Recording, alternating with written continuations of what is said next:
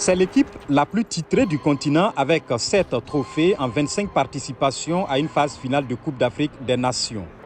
L'Égypte est une habituée de cette compétition, mais a faim car son dernier sacre remonte à 2010. À l'époque, les Pharaons ont aligné 3 titres de suite, 2006, 2008 et 2010.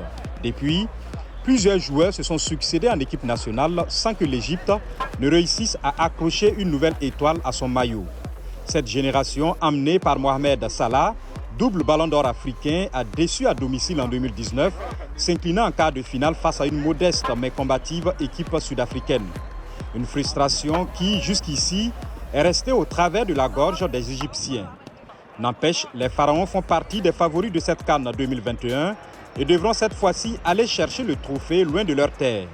Le coach Carlos Queiroz a bâti son équipe autour de talents locaux puisés dans des clubs comme Al Ahly, 10 fois vainqueur de la Ligue des champions CAF, et le Zamalek.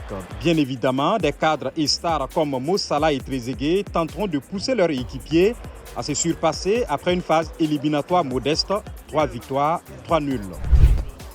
19 phases finales de CAN, 3 trophées dont le dernier remonte à 2013 en Afrique du Sud.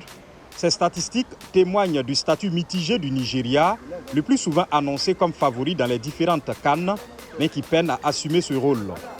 Les Super Eagles ont réussi une phase éliminatoire sans aucune défaite, 4 victoires et 2 matchs nuls. Ils devront cependant se passer de leur attaquant du club italien de Napoli, Victor Osimhen, pas encore remis de plusieurs fractures au visage et qui a récemment contracté le Covid-19.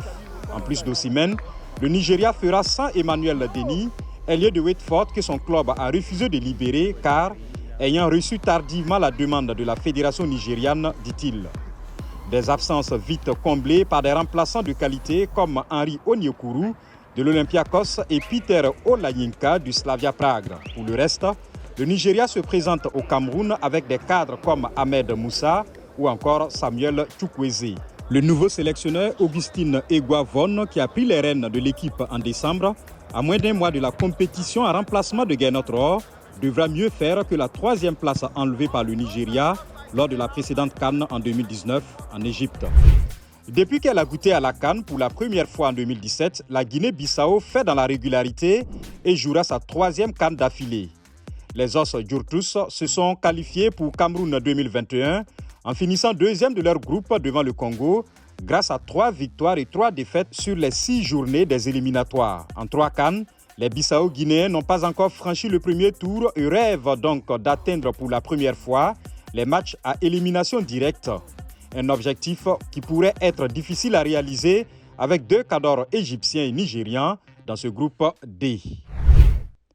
Fondée depuis 1936, l'équipe nationale du Soudan est l'une des plus vieilles d'Afrique, même si elle peine à s'imposer sur le plan continental.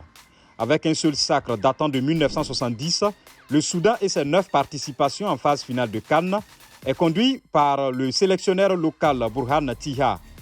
Ce dernier est à la tête de l'équipe depuis mi-décembre, succédant au Français Hubert Velut, remercié.